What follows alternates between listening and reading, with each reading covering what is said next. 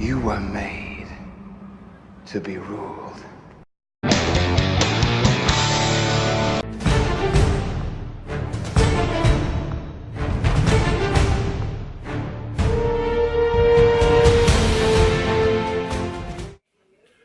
You know, this hammer has held me down for some time. Been a good Mjolnir over these past few couple of months. Held me down. But, like I said, I had to get rid of this. Out with the old, in with the new. Oh yeah, you already know what I'm talking about tonight. It's going to be Thor: The Dark World.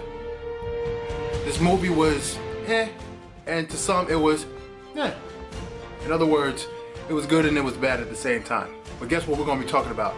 Everything that went down in this movie. This is Infinity Watch. It's my job to get you ready for the upcoming film in May 2018, Avengers: Infinity War. I'm your boy C. Sams. Let's get to it.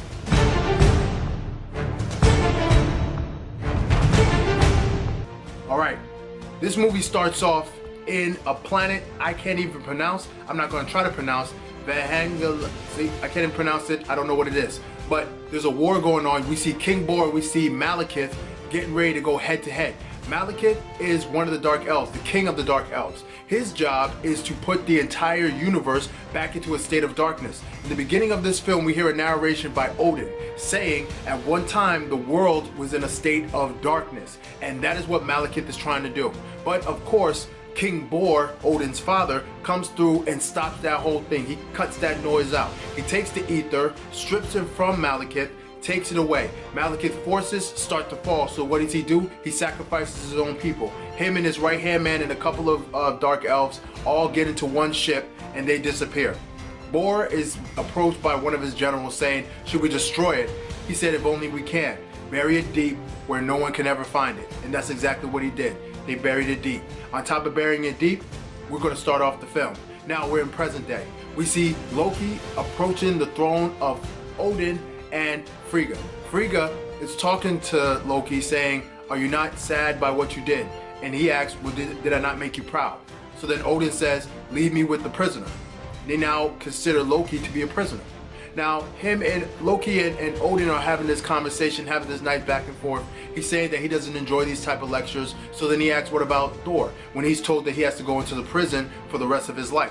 Thor has to now fix everything that Loki has done to the 9 realms. So now we're opening to a fight going on in Anaheim. In Anaheim, this fight is going on. The Warriors 3 and Lady Sif are trying to keep things under control. All of a sudden, we see Mjolnir come through and comes right back, and guess who it comes back to? To the waiting arm of Thor. Now Thor is here and he is ready to fight. Now this fight is going on, they're taking everybody out. Now this big rock creature comes walking up. It's his Korg, that's it. So Korg comes up, but it's not really Korg, it's one of his brothers. A nice little callback to some of the cartoon movies that I've seen in my days. He comes up, approaches Thor, yelling and screaming. Thor says, I accept your surrender. He's yelling and screaming some more. Thor winds up. You hear it? You don't hear it. Okay.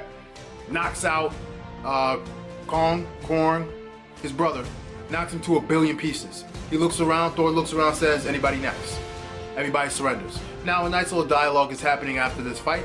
He says, listen, he talks to his man, I forget the dude's name, but he tells him, yo, stay with your people, your place is here, I'm gonna go back to Asgard, I gotta do my thing out there.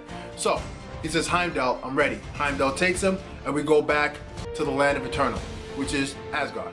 So, we're in Asgard, he's walking around and everything like that, he's talking and all that stuff.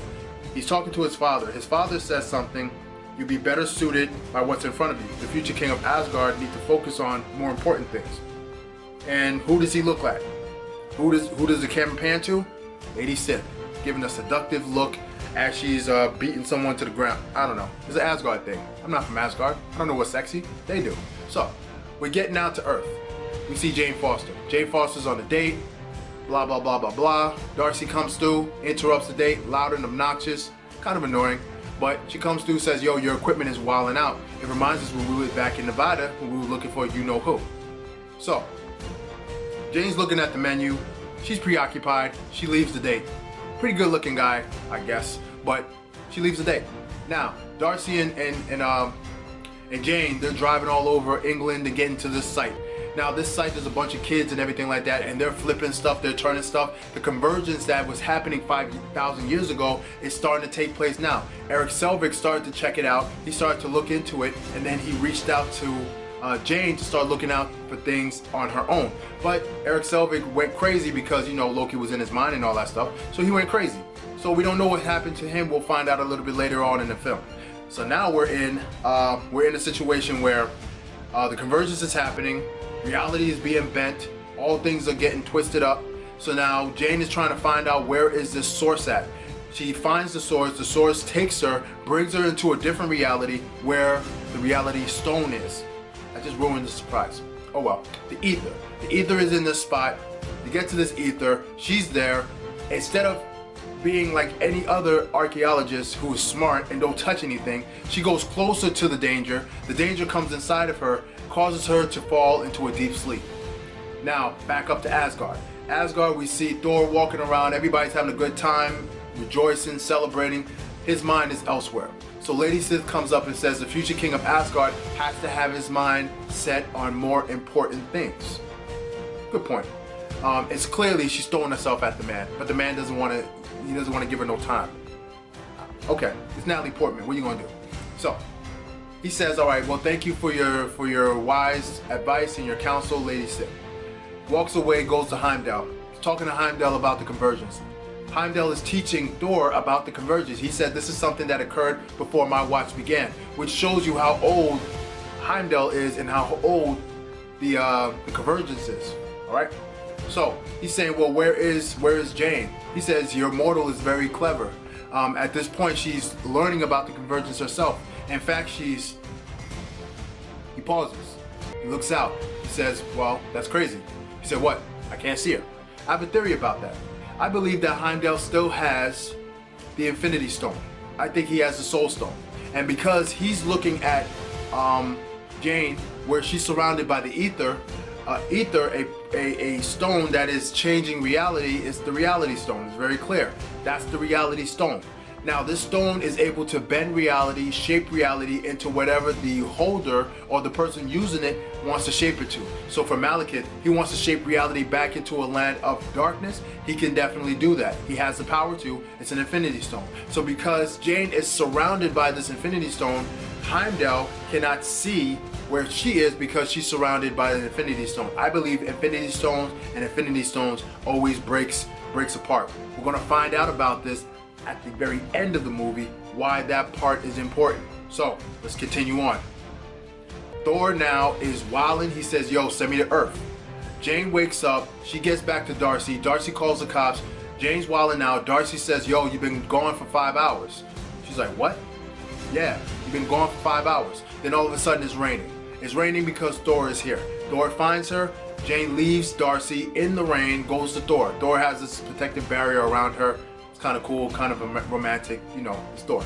So she comes up to Thor, slaps Thor. She's like, yo, where were you and everything like that? I saw you in New York. Why you didn't come check me? What's the deal, bruh? Come on, man, you should have been there with me. I was looking for you. I was going crazy. 2 years, nothing. Word, that's how you do? That's not what she said. But basically, what she was saying to him is like, yo, where were you? He said, yo, I had to fix everything that Loki did. Loki messed up a lot of things. I had to fix it. She said, all right, cool. So the police came over and said, listen, you guys are trespassing, you have to come with me. He puts his hands on Jane, the ether fights back, blows everybody away. Thor walks over, says, all right, there's something wrong with you and it's not of Earth. So I'm taking you back up to Asgard. There was this one part, one of the policemen came over and said, she's dangerous, and then he said, so am I, and you hear the thunder. Whew, that was dope. So they go back up to Asgard. They're in Asgard, and you know, Heimdall says, well, welcome to Asgard.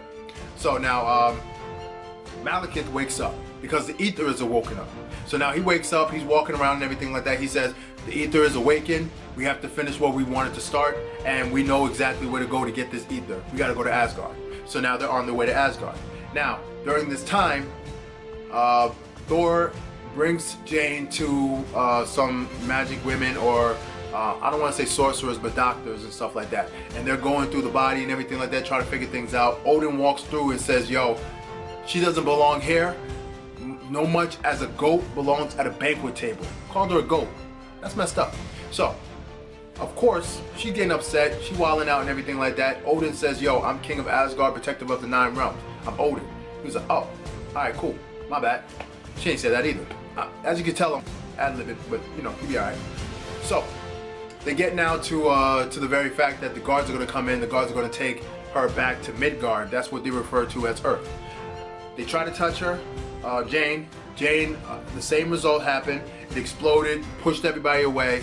Odin touches her, sees what's inside of her, realizes that what's inside of her is the ether. He says it's impossible. My father, King Borg, killed all the Dark Elves. And clearly, this is not the case. The ether still exists, therefore the Dark Elves exist. But Odin is kind of in denial. Fast forward a little bit. Those villains, or those villains that were on Anaheim are now brought to Asgard to go to prison.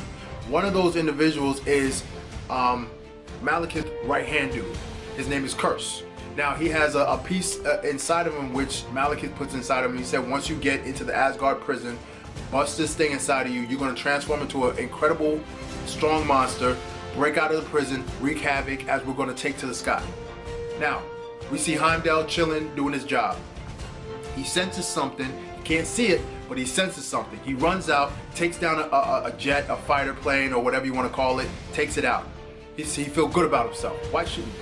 You should definitely feel good about yourself. But then this big ship turns around and is there, and he's like, dang, there's nothing I can do about that.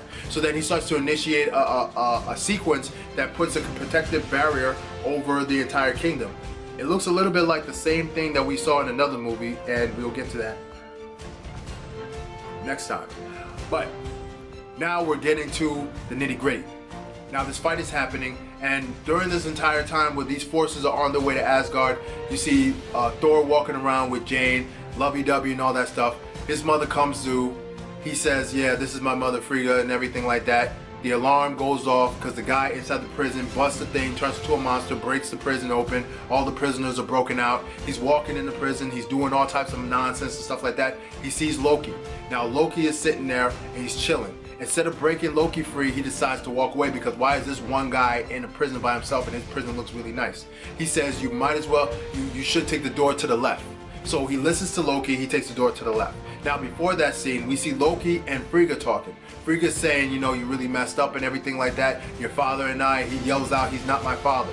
He said, and then she asks, well, am I not your mother? He looks at her deeply and says, no, you're not. And you know, it was a really touching scene. And then he reaches out to touch her, and then she's really an illusion, which shows where he got his illusions and tricks from.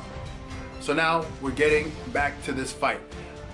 Thor jumps up, puts his hand in the sky. Here comes Mjolnir, catches him, and he flies over to the prison. He gets to the prison, tries to keep the prisoners at bay. During this time, Malekith finally gets into the kingdom because of the fact his boy came through, destroyed the mechanism that was causing this shield to come up. I don't know how he knew that, but he knew it. Malekith is inside of the kingdom. He destroys Odin's throne with this little device that creates little wormholes and stuff like that. It's a destructive thing. So now he's doing all these things. Then he starts to look for Jane because he senses where the ether is. So Frigga comes to Jane, tells Jane, follow me, do exactly what I say. So Jane is sitting there, and then Frigga is protecting Jane. Now, Malekith comes through, a little scuffle happens. Frigga is giving it to Malekith. Then Dude's monster comes through, holds up Frigga with a knife to her back. Now he's walking over. Malekith is walking over to Jane. And Jane is just kind of sitting there looking shivering and scared and everything like that. He reaches out to touch her, an illusion. Call back to what we've been seeing. He yells out, witch. She says, you will never find where she is. He says, I know. I could count on that. So then the monster drives his sword into the back of Frigga. And out of nowhere, you see a lightning blast come from Thor. Thor hits Malekith on the side. He's there too late. Malekith and the monster are grabbed up. They're running and everything like that. He throws Mjolnir again. It hits the back of the monster. They fall into their ship. They go into the bigger ship. The bigger ship disappears. I love how they made Mjolnir. Mjolnir is going to follow that ship until it stops. He throws Mjolnir into the air and Mjolnir is gone. It's following that ship and he's going to keep going. Now, Odin walks in at the very last minute, sees Frigga on the ground. Frigga is now dead. And of course, Thor have his hand open, and here comes Mjolnir right back to him. And it was a very sad moment. I was very upset. Iron Man, I don't like Iron Man for the life of me. And guess what? Which movie is number 2? This one. As much as I really like this movie, I was really upset with this movie because of the fact that Frigga died. For what reason? For Jane? Ain't right. None of that's right. So, on with it. We see the funeral session and everything like that. Very touching session, very sad session. If you keep thinking that these movies don't have stake, there goes your stake right there. Thor's mother is dead. Very sad. Now after this part, a guard comes over to Loki to tell him the dreadful news. Loki sits there, nods his head. He stands up, he looks around, he clenches his fist, everything blasts away from him, and the lights flicker. That's a lot of rage.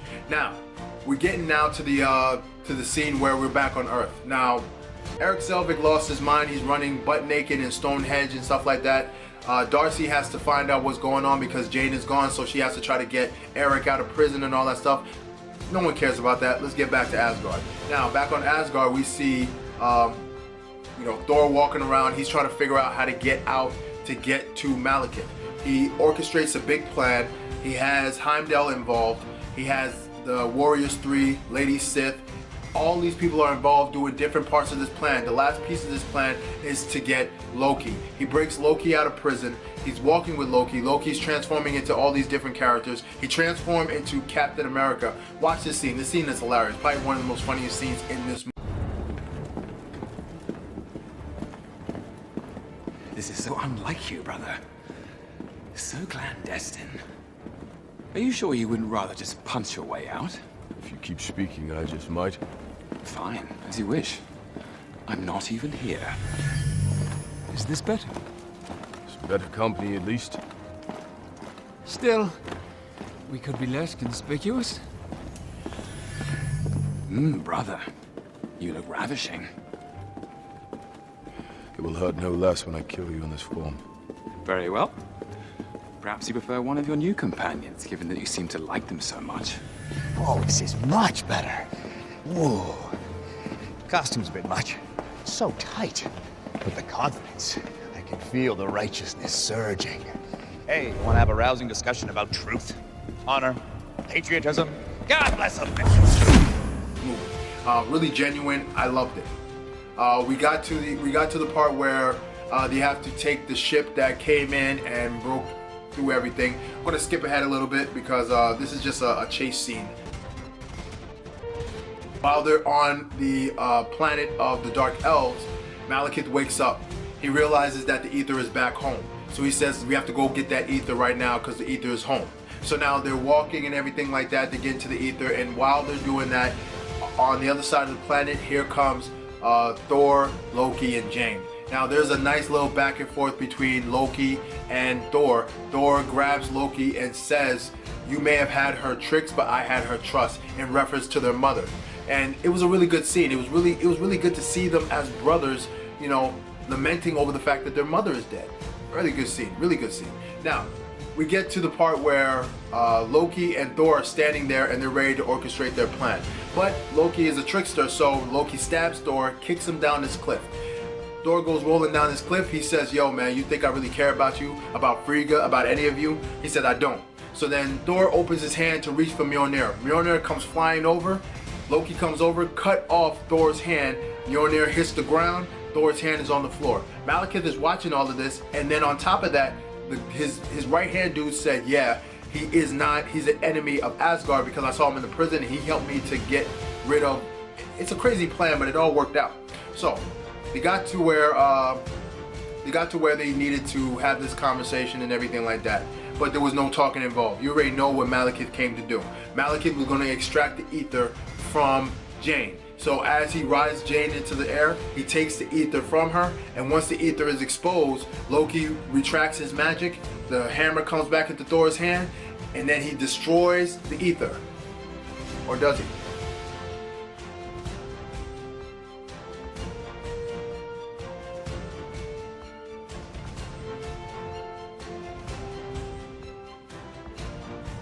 The ether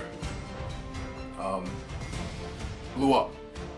But it was in a crystal form. It wasn't in the liquid form. Let's go backwards a little bit. When Odin was walking into the vault and everything like that, he was talking to Thor and talking to Jane. He said there are relics that predate the existence of time. There's 6 relics. He says, as most of them appear as stone, this one, the ether, is ever changing, ever loose. It's always changing. That's why it's the reality stone. It's ever changing. Now, back to where we were. We see all the crystallized forms of the ether. Malekith puts the ether inside of his body. It's now with him. He has what he needs to get his job done. As he's walking away, a battle happens. His homeboy comes through, knocks Thor out of the way, and now he's coming to beat up Thor. Now, during this time, Loki is going to fight some dark elves, and Loki got some fighting chops. He knows what he's doing. So now my man Thor is getting mollywopped by this dude, which was crazy because the hammer came to hit the dude hit the hammer away, which shows that he's kind of stronger than Thor's hammer. Ridiculous. So this fight is happening. Loki comes over, stabs my man in the stomach, through the chest with a sword. The guy turns around, grabs Loki, brings him close to him, apparently killing him. Or did he? So now Loki's on the ground, Thor's on the ground with Loki. They're lamenting, he's sad, he's saying, you're stupid, you didn't listen, I'll tell father what you did. He said, yo, I didn't do this for father. Very clear who he did it for. And then he allegedly dies. So now Jane and Thor are walking in the dark world to get into this cave. And for whatever reason, the cave is where they were throwing things in this, remember the beginning part where they were with these kids and everything was all twisted and everything like that? Well, there was like a bottomless pit where they were throwing stuff down and things was going straight down. So then they found where all these things were happening and where all these things were going on in. A lot of stuff is happening, so now she's on the phone with this guy, Trevor or something like that. She's on the phone with him. She's walking with Thor. Thor is like, well, who's Trevor? And then they go through the portal, bam, they're back on Earth. How convenient. So now they're on Earth. They get back into Darcy's car and they're driving. They're driving and then they get back to the apartment, to Jane's apartment. While they're at Jane's apartment, during this whole thing before, they were able to get Eric Selvig out and everything like that, and then the convergence was all happening. Birds are going through the ground and everything like that. Is crazy. So now he's saying, yeah, the convergence is close, so we got to get going. So they got going. We're getting closer to the end of the movie, folks. Don't worry. Now, we get to the part where they say, all right, listen, Malekith has the ether. He's gonna come to Earth in order to release the ether, but where on Earth is he going to release it? They get this map, they triangulate everything, and it looks like that everything is going to happen in Greenwich, which is apparently where they are. Go figure. So now they say, okay, well, what are we going to do then? We have to stop Malekith. So how are we going to do that? Leave that up to me. That's not what they said, but you pretty much know that's what's going to happen. So now Thor, which is very funny, Thor puts Mjolnir on a coat rack. You would think that it will fall, but remember, it's an enchanted hammer, so whenever Thor holds it, it does damage. So he grabs it, it comes back to him, they're ready to do it. We see the next day, and we see Malekith making his way to Greenwich and everything like that. He's ready to unleash the ether. And now they have a plan with all of these equipment and stuff like that. They're going to use all the equipment to kind of change up reality or change up the circumstance so that way the convergence will kind of pass them by. That's what Eric Selvig was talking about when he was in that crazy house. And we saw Stan Lee, my man. Now, we're getting to the part where this fight is supposed to happen. And folks, I'm gonna just skip through this entire fight scene. It wasn't much of a fight scene. I've seen some fight scenes. I thought this was the very worst fight scene for the MCU. It was stupid, it was dull. The only great parts about the fight scene was this right here, Mjolnir. Because there was times where Mjolnir was getting ready to fly and then they would disappear because of the convergence, and then Mjolnir will fly into the sky. He's going to whatever planet they just went on. That means Mjolnir was gonna fly so far away, and then there was times where Mjolnir was flying, it had to turn around, it had to go back down. This was the funniest part of that entire scene, but the fight scene was garbage because remember, Malekith is not a fighter. He's more of a tool. So while he's doing this thing, it gets to the point where the convergence is nearly complete. And then he starts to unleash his full power because for some reason, Thor ended up in another place. He hops on this train to get to Greenwich. He gets there and he says, all right, well, can these tools stop him? They say, yes, but we can't get to him. He's getting too big. He's getting too powerful. We can't get that close. Thor says, I can. So Thor starts throwing these things into Malekith. It starts hitting Malekith and everything like that. They're pushing buttons. Pieces of his body is falling off. It's kind of disgusting. A piece of his hand falls off into the planet. It's all huge. It's gross. So the last part of it, Thor's running, runs into him, has the thing in his hand. He takes the thing. He grabs the hammer. Hammer comes into his hand. Electricity on the hammer. Wham. That's what the hammer is for. hitting a nail on the head, right into the man's chest. They zap him, they send him away, and then all of a sudden, he's gone. He's in his home planet and everything like that.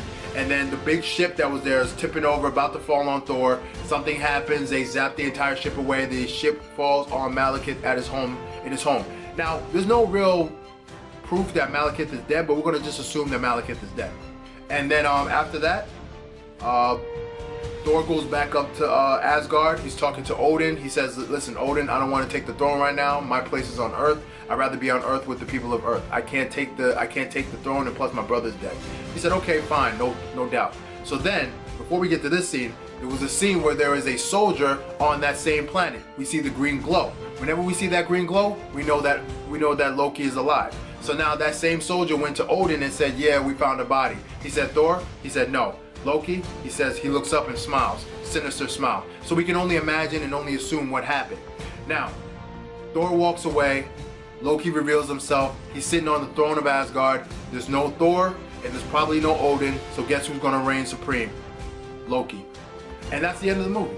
Now we get to the after credit scenes. The after credit scenes, we're seeing the warriors, what we see in Lady Sith and one of the Warriors 3, the guy with the big beard and everything like that. They're walking and they go to Tadalir Tavan, the Collector, one of the elders of the universe. He steps out and everything like that. There's a lot of Easter eggs in this scene. In the background, you see the original Ant-Man helmet. Y'all didn't notice that, but I did. So he's talking. He's saying, well, what can I do for you? He said, we need to leave the ether here. And then he says, I will keep the Infinity Stone close, but why not keep it on Asgard? He said, well, the Tesseract is already there. It's not wise to keep 2 Infinity Stones so close by. That's what he said. That goes back to my theory. 2 Infinity Stones can't be close together for that very reason. They cancel out each other. So I figured that's the reason why they wanted to separate it. And at the end of that, we see him hold it, clutch it, and the Collector says, I will keep it safe in my collection. They walk out, and then he says this.